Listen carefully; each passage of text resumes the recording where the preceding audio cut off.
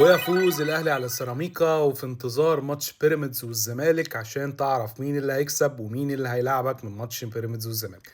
النهارده الاهلي بيفوز على سيراميكا 2-1 في السوبر باداء حلو من الاهلي، اداء كويس من الاهلي.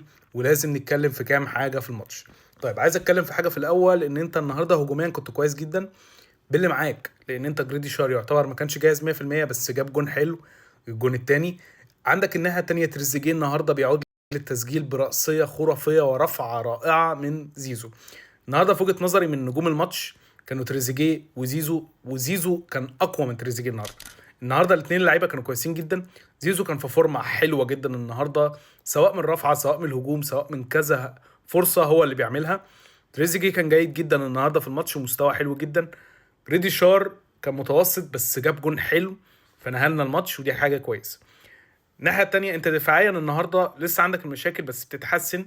لو كنت وحش بنسبة 80% انت بقيت وحش بنسبة 60 يعني بتقل.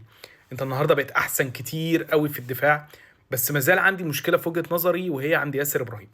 ياسر ابراهيم في نص الكور او في تلت الكور هو بيسرح سرحة غريبة كده، واللي بيلحقوا اللعيبة التانية في كذا كورة بلاقي كوكا هو اللي بيلحقه، بلاقي محمد هاني هو اللي بيلحقه، بلاقي ياسين مرعي اللي في وجهة نظري من المدافعين الحلوين في النادي الاهلي، ومحتاج وقت عشان يبقى كمان مدافع اقوى من كده.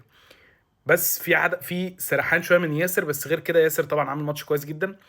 الشناوي صد كذا كوره حلوين، بغض النظر عن الجون الاول، لان الجون الاول في وجهه نظري هو غلطه دفاعيه والحارس وكل الغلطات. بس كانت كوره حلوه جدا من سيراميكا وجون حلو من سيراميكا. فكده الاهلي فاز النهارده على سيراميكا باداء كويس. المدرب بيمشي خطوه ورا خطوه، اداؤه بيتحسن من الماتش اللي فات انت تعادلت 0-0 بس كان مستواك حلو. النهارده الاهلي كان مستواه احسن كتير. اتمنى ان الماتش الجاي يبقى اقوى كتير، اتمنى ان جريديشار ما يكونش اتصاب، لان جريديشار مهم حتى لو ما بتحسش بيه. بس المهاجم هو اللي يغيب وفي لحظه يجيب لك جون. فالنهارده اداء حلو من الاهلي، نتمنى ان اللي جاي يبقى افضل، ونتمنى نكسب الماتش الجاي ونكسب السوبر. وده كان رأي كورة كالعادة معانا يوسف. لو عجبك الفيديو اعمل لايك وفولو وسلام.